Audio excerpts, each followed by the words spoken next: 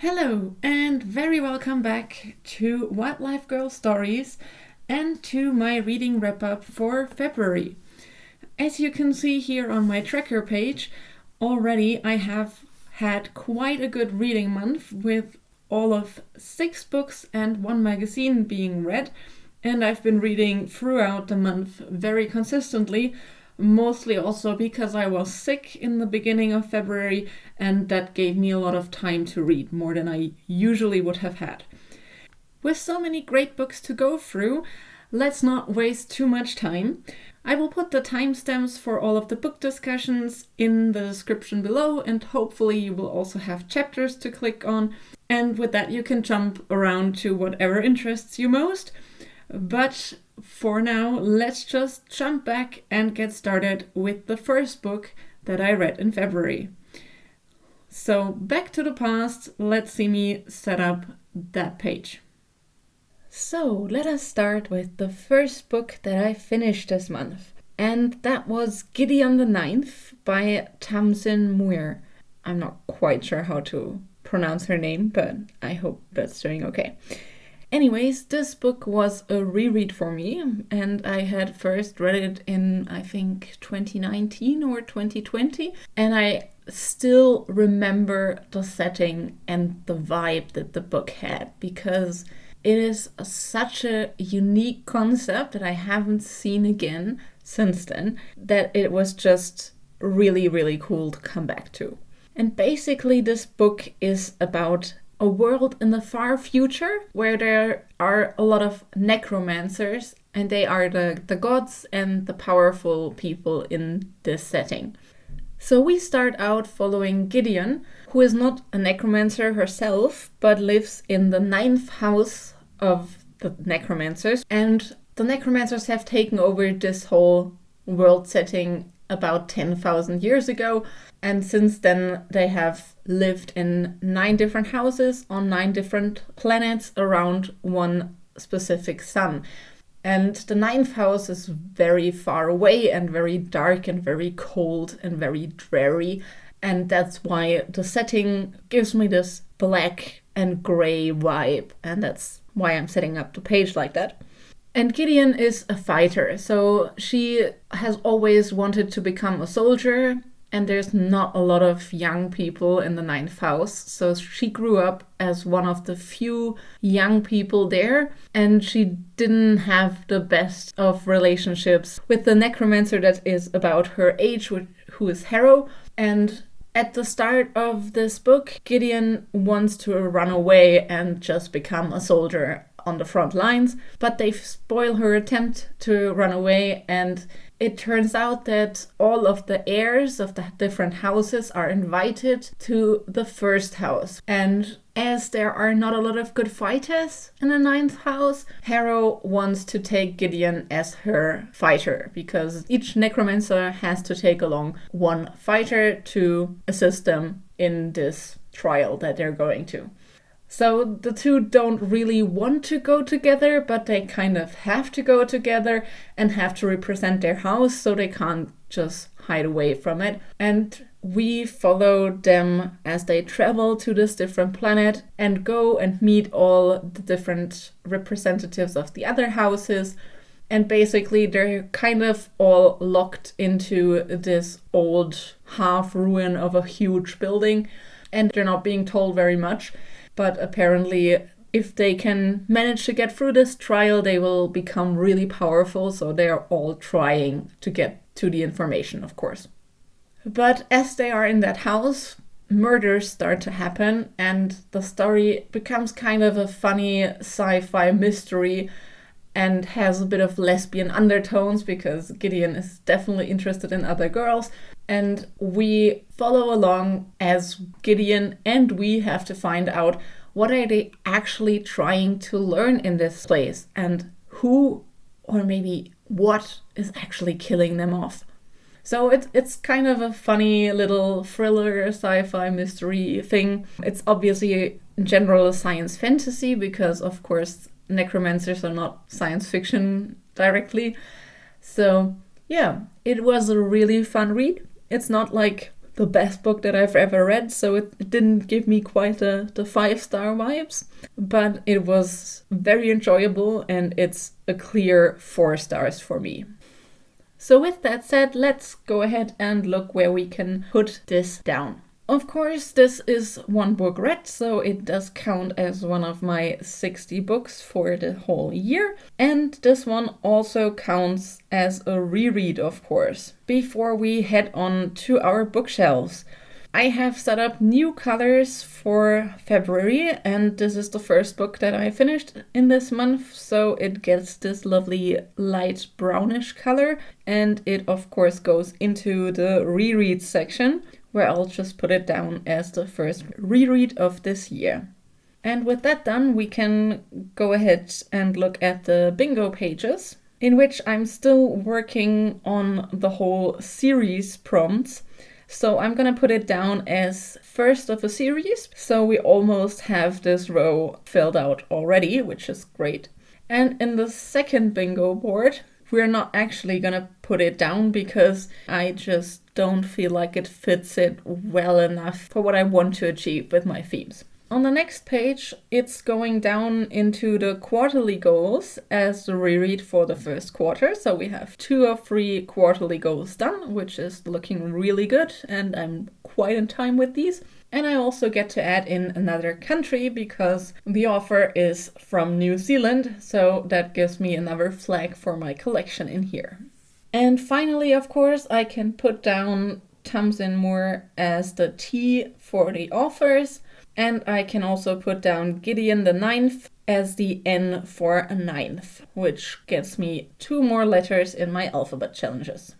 And that's it for this book, because as it is a reread, I don't get to tick anything off in my series tracker. So let us move on to the second book that I finished in February and that I was actually already reading at the end of January. But as it is a short story collection, I chose to read it in parts because I don't like to basically just read 10 stories right after one another, and I want to take more time so that I can read 1 or 2 stories a day and then just have them sit with me for a little bit longer. This one is a German book called Potsdam's Andere Welten, which is a series in the German city of Potsdam where they actually do readings of smaller German authors that write in fantasy or science fiction. And I would have never found out about that if I didn't go to a little book convention here in my town, where I got it from one of the authors that is actually included in this story collection as well.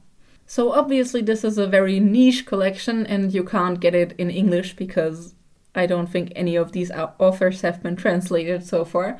But I think the concept behind it is really interesting and might be something that you could think about as well. I wanted to take it as a chance to find more interesting German authors that I might want to read. And if I read a lot of short little stories from different authors, that gives me an insight into their different styles and ideas and topics that I want to write about, so that I don't have to go into their books completely blind and not knowing if I would like their writing style or not. So of course, because there's quite a few stories in there, I think there were 13 stories, I'm not going to go into detail in all of the stories, but the 2 favorites that I had were first a little story by Swantje Niemann, which created a really cool setting in which there is a plague going on in a city. And this plague is not like a normal sickness, but it turns people into weird plant creatures. And all the survivors need to petition their god to end the plague to get it to stop. So it was a very, very cool way to use a cleric and to subvert kind of the fantasy expectations of how gods work and just use contracts instead. That was just something that I found really funny. It was really well written and I completely enjoyed the story. And the second one that I really liked as well is by Gipfelbasilisk, who wrote about a type of mushroom people So that had quite a bit of biological background in terms of how mushrooms function, and these people function with some of the ideas that mushrooms actually use in real life. And that was the basis for the magic system, with like the root connections between different mushrooms and stuff like that. And for me, with a biological background, it was really fun to read that and to see all these nice little points where he just took the biological realism as an idea for a magic system. So it read really well as well, and I think it was a good setup to start a longer storyline from it. And if I saw it correctly, then he is actually writing a novel based on this little story, or starting out with this little storyline. So I could really see myself reading that sometime in the future. But we'll see. And apart from these favorites, which were both more fantasy stories, I also enjoyed quite a few of the sci-fi stories in there, which were mostly set in different dystopian versions of our world and described some different experiences, and some were quite dark and some were a bit more humorous. But in the end, I enjoyed most of the stories, and it was just a great experience to read through such a diverse collection. So if you're interested in finding out about new authors that you might like, maybe check out if you can find a little collection like that, because I think it was a really good introduction to the different people and writing styles. And I think I might find something to pick up from these people. So yeah, that's the entry for this book done as well. And we can go through my trackers really quickly and see where we can put this one. Of course, it counts as one of my books as well, and this one also is a physically owned book that I haven't read before, so that gives me my monthly goal for February in reading one of my physical TBR. And as such, I don't have to put the title in my bookshelves because it's already on my physical TBR page, and it gets the same nice light brown color that Gideon the Ninth got as well.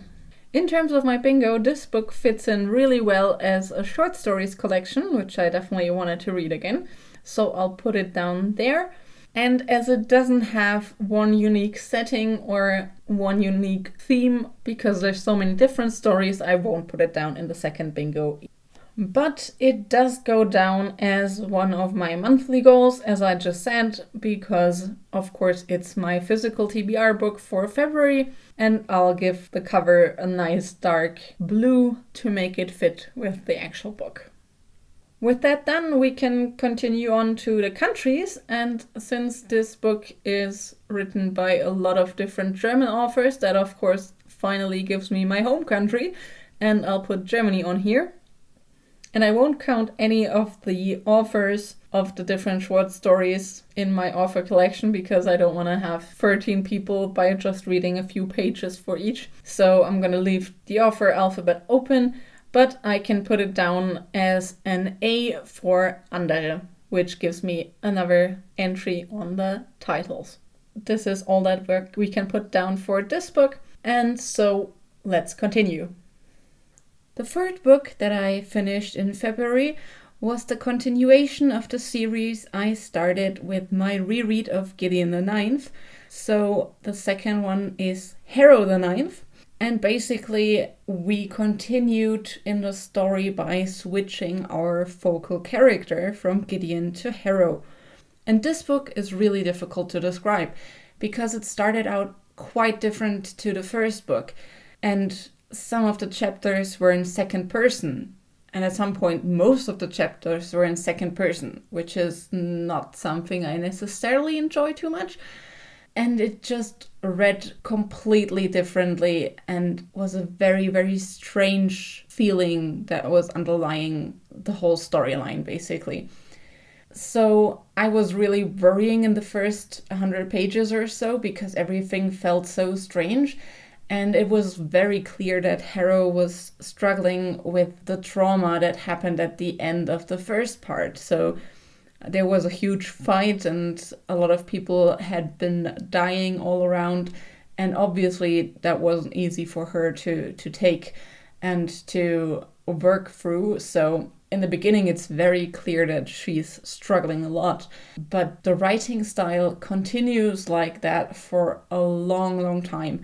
And you swap between the second person writing, which is on the current timeline, and you learn about how Harrow gets more information about her powers and gets to know other people, other new characters. And I can't tell you too much about that because otherwise it would just spoil the whole beginning of the story. But it was very strange to have that being told in second person, and it wasn't as vivid and funny as the first book. And between those chapters, you also got some chapters in third person in a more normal writing style, but they retold the events that we watched in the first book, and they retold them completely different. And it just didn't make any sense of where those memories were coming from. And there were like a few little pieces and hints of what might be happening and that there's something going on in Harrow's head. But it took more than 300 pages of this 500-page book to get to a point where we actually really started to understand what exactly had happened and what was going on. It was nice to have all the strings come together in the end, and that made it a lot better as an ending. But I mean, maybe some of the developments in the end were worth a bit of what we had in the beginning. But for me personally, the ending wasn't good enough to completely let me forget about dragging through 300 pages of weirdness. So, to be honest, I didn't like the book as much as the first one. It still was interesting enough storyline-wise that I didn't quit it, but I'm not sure if I want to continue the series right now, so I think I'll just wait for a little bit and just have it settle, because I'm not sure if I could get through another book of this style right now. And from some of the hints that we get at the ending of the book, the third book might be completely different again, and I'm not sure what to expect from it, so it doesn't really entice me to get me to read it right now. But yeah, that was the second book in the Locked Tomb series, and let's look at what this book got me. It starts out as another red book, which gets me closer to 10 books for this year, which is going really good so far. And on my bookshelves, it of course goes into my unowned shelf, and I did read it as an ebook, so I'm just gonna color it in this nice yellow color, and it's gonna stick out over here. Which does bring us to the bingos, and I was thinking about where to put it. And because it's a really, really long book, I figured why not just go for the more than 400 pages prompt, because I'm not sure how many really thick books I will be reading this year. So let's just get that down while we can. And for the second bingo, I actually found a space for it as well, because we do spend most of the book on a spaceship and a space station, so it felt really valid to put it down as traveling on a spaceship. The book doesn't count to any monthly or quarterly goals, so we can just continue on. But in the alphabet page, while we can't put down the author again, we can put down the title, and Harrow, of course, starts with an H, so we'll go for that space. Finally, as this is part of a series, I get to tick off one of my books on the series tracker, and that's all for Harrow the Ninth. After this quite difficult read, I got very lucky because a really nice, fun, short and sweet little novella came in from my library holds. So I've been wanting to read this book for quite a while because it sounded really interesting, and I've read a few really good sci-fi novellas. So I picked up the first part of the Murderbot Diaries, which is All Systems Red, by Martha Wells. And before I go into detail on this book, I'm just gonna say I had to speed up my design for this page quite a bit more than usual because I decided on a bit more hand-drawn style for the border of this page, as you can soon see. So it took me a lot longer than it usually takes me to set up a page like this. Anyways, let's get back to the book. It was a great time. It was an amazing change after somehow getting through 500 pages of difficult times. And it was just a really, really fun read. So if you haven't heard about the book, the Murderbot Diaries follow a construct, which is a type of bot in this version of the future that has some organic parts and almost looks human, but also has a lot of armor and security and weapons, and thus is not an actual person, but considers itself an it. And this specific bot or construct has hacked its governor module, so that means that it doesn't have to do exactly what it's being told to do, but it can think about its actions for itself. It works as a security unit and is currently in this story on an interesting planet with a survey team. And its job is to protect the scientists and the survey people from any dangers that this planet might pose on them. So of course it's not as easy as just watching some people survey this planet and things start happening and something's not quite right.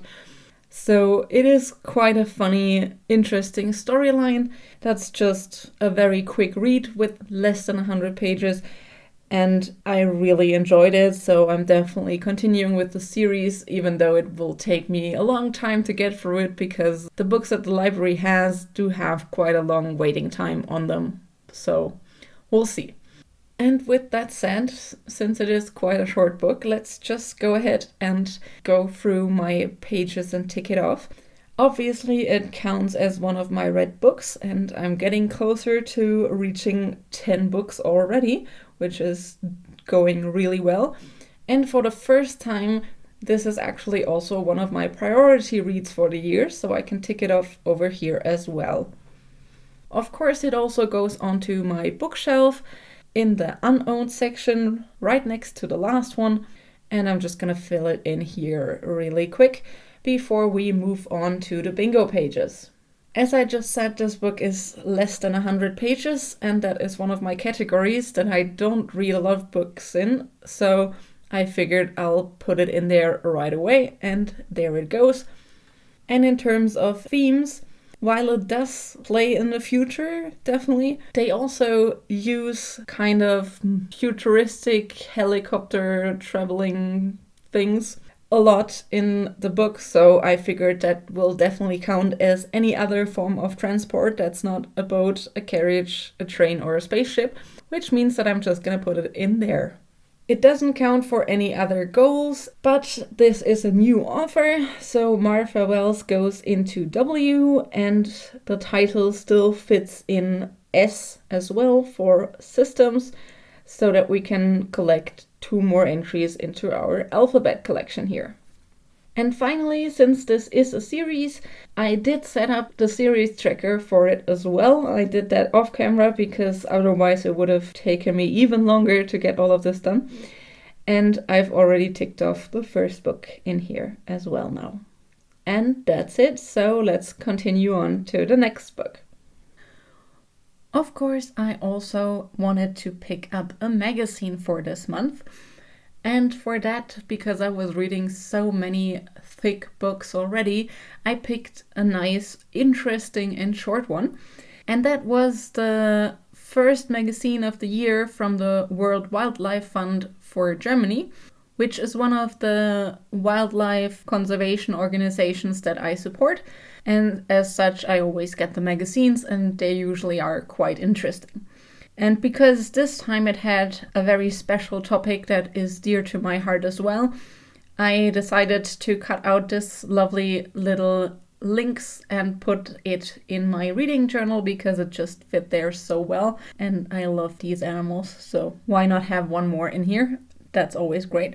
But anyway, the main topic of this magazine was species coming back to their natural habitat, and basically about rewilding different species that they are currently working on. And in Germany, apart from the wolves and the bears, the lynx also were completely extinct for a while, and they are now just coming back. So we have the first few areas in Germany where they actually are back again and where there are some wild populations, but they're still very small populations, and of course you don't want them to inbreed. So that's why the WWF works with some of our zoos throughout Germany and throughout Europe to get more lynx individuals out into the wild so that they have a much higher genetic diversity and get along a bit better as a population. So yeah, that was really interesting to read, and as you can probably see on the cover, they're not just working with lynx there, they're also working with bison, which is quite cool, which are being reintroduced into some of the more Eastern European areas that they were common in. And that's a really nice thing to see, that those projects are working out and that the animals are getting back to where they belong. So yeah, it was a short read, as I said, it's less than 40 pages, but it's always really interesting to see the newest information about different projects that I am indirectly helping to sponsor as well. So yeah, that was the magazine for this month. So let's go ahead and tick it off as one read book, because I count magazines as well. And of course, as the magazine for February down there. And with that done, I also, of course, want to put it on my bookshelf, where I have already prepared 12 magazines for my goal of reading one for each month. So I'm just going to put the title in here and color it the correct color for February. And finally, I have one more place to put it in, which is my goals overview for the monthly goals, because I also take down the magazines and books that I read for my monthly goal in here as well. And it's already getting nice and colorful on this page. So this is looking great. And that's it for the magazine. So let's head on to the final books of the month. Next up in February, I finished an audiobook. Audiobooks always take me a bit longer because I tend to listen to bits and pieces whenever I do some nice stitching or knitting or something, or if I go on a walk, but I don't normally listen to it for many hours a day, so it usually takes me quite a while. The audiobook that I did listen to this month was The Nature of Witches by Rachel Griffin, read by Laura Knight Keating. And the thing that stuck with me the most from this book is the setting and the natural descriptions. So I definitely wanted to choose something that just makes me think of nature when I look at this page. So all my decoration basically has this nature touch. So I'm trying to do a lot of leaves, and there's some water, and of course a lovely green is the main color. In terms of the book, I really love the setting and the way that magic works in this version of our world, because the book addresses the environment quite a lot and the issues that we have with overusing and overconsumption and what that does to the atmosphere and how it changes nature. And I really like that it was trying to say something apart from just having a lovely love story in it. And it did all of that really well, because all of the descriptions of natural events and rain and storms and areas in nature were just really, really beautiful and really well done. So it felt like you can feel the areas coming alive when you read this book, which I obviously enjoyed. But in the end, it was a very predictable and typical YA romance story with a bit of a magical element. And so while I really liked it, it's not that special that I would give it 5 stars or anything. I'm gonna stick with 3.5 stars, I think. In terms of the storyline, we have a first-person narrator who is Clara, and she's a young witch and basically at the moment still in school and learning witchcraft. And in this society, the witches get their powers from the different seasons. So pretty much every witch has one season in which they are active, and in the other seasons they can't do as much because they can't access their powers as well. But Clara is the first ever witch, which means she can harness all seasons in at least 2 generations. But unfortunately, that means that her powers are also dangerous and quite destructive. And so after a few things have happened and a few accidents have happened, she's really scared to fully use her power. And she always worries about hurting or killing people she likes because she might lose control. Her school tries to teach her how to get control of her power and how to use all of it because the witches really need her, especially with her speciality of being able to work in all seasons, so that she can help controlling the environment as well. And with the more extreme weather phenomenon that are happening, it plays in pretty much current times. So you will have a heat wave really early on in the year, while it should still be winter and things like that. Everything kind of starts to change a bit when she starts training with another student, Sang, and learns that there are more sides to her power.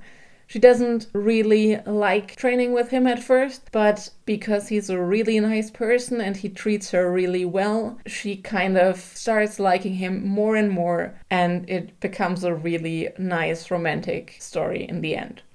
As with every coming-of-age story, she has to deal with a lot of different struggles and deciding what she wants to do and what she wants to choose to fight for, and find her own personality and decide how to live her own life, basically.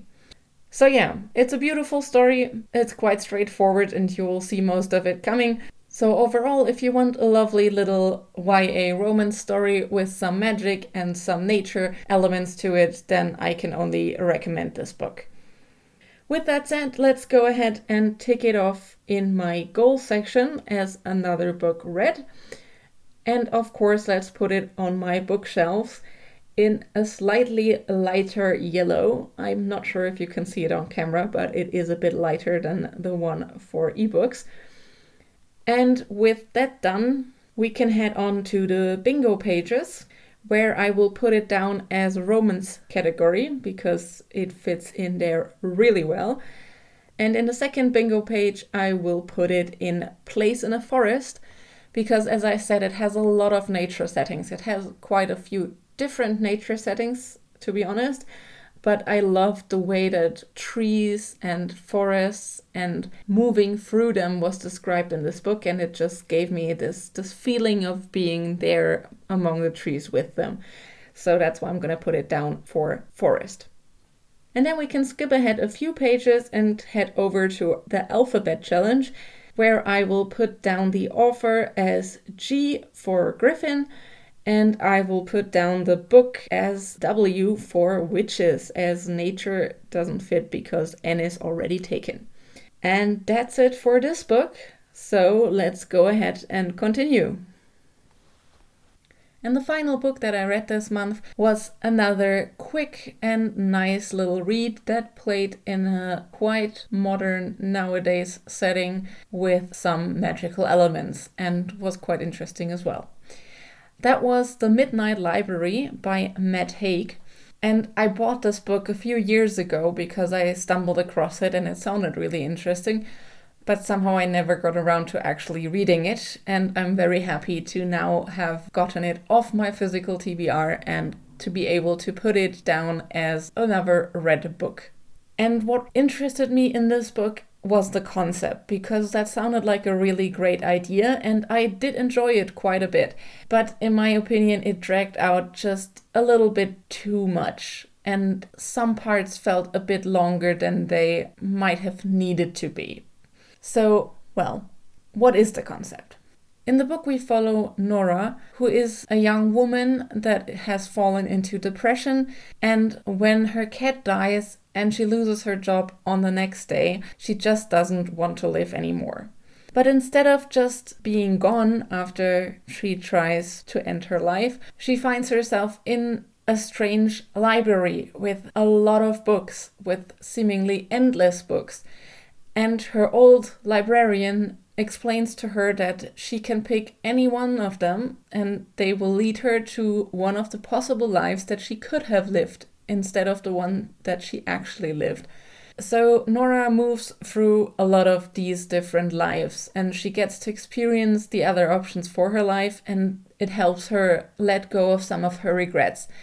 But there's also the thing that she needs to find a life that she really wants to live, because otherwise she's gonna be either stuck or she will die after all. So yeah, as I said, the concept is really interesting, but for me the problem was that neither the writing style nor the character or the way that the character was described really grabbed my attention that much that I would have fallen in love with the book. So for me, in the end, it was a fun and a simple read, but it wasn't as special and meaningful as I had hoped, because I saw quite a lot of the ending coming, and I mean, it was a nice ending, but it didn't give me as much as I hoped. So that's why I ended up giving it 3 stars for a good book, but not a special one. With that said, let's go ahead and put this one down as another book read as well. And of course, this time, as it is from my physical TBR, I can just color it in on my shelves because it's already on here. And it makes me proud to say that I managed to read 2 physical TBR books this month instead of just reading 1. So I'm quite happy with how this is going. Moving on, we get to the book bingos, and I'm only gonna put this book down in the first one as the 200 to 300 pages book, because it had 288 pages, and that's the one that I feel like it fits best. Then we can again skip ahead to the alphabet challenge, and this time it's going to be quite funny because I will put down this book as M in both cases. So I'm going to put down the author as M for Matt, and the Midnight Library as M for the title as well. And that's it. That was my final book for February, and I finished it just in time for the month to be over. So I'm quite glad that that worked out so well. And here we are at the end of February, and we've already looked through all of these great books that I've been reading. As I don't read that many books each month, I tend to not do monthly stats on my reading because it always feels like I just don't have enough data to really put anything down for that. So instead I chose to combine January and February, which gives me 10 books read and 2 magazines read and a total page count of 3,262. That is in addition to 20 hours of audiobooks. I've been going along quite well, so I read 3 books from my physical TBR and progressed in series with 4 of the books that I read, and the 10 books were from a total of 7 different authors, which is also quite great because I like having some diversity. And I've also put down a little challenges progress bar over here. At the moment it's not that interesting because in the beginning it's quite easy to fill out the bingos and everything, but I just want to have this set up here so that I can, at the end of the year, have a nice statistical graph of how I was getting along with my challenges and maybe do 1 data point for every 2 months. So this is going to be something that I will try to put into practice for every 2 months. I've also gone through the genres, and the things that I read most is fantasy and science fiction, which is quite typical for me, but also a little bit of the different things as well. In terms of media type, I'm quite happy to have 4 physically read books, 4 ebooks, and I did 2 audiobooks, which is kind of my normal number because I tend to have 1 audiobook per month. So that's the quick overview for all the stats that I have accumulated already for this year. And that is February done. So if you haven't heard about my reading challenge that I'm gonna start in March, just a quick shout out to that. I will link the video to it right somewhere over here, and you can check that out if you're interested.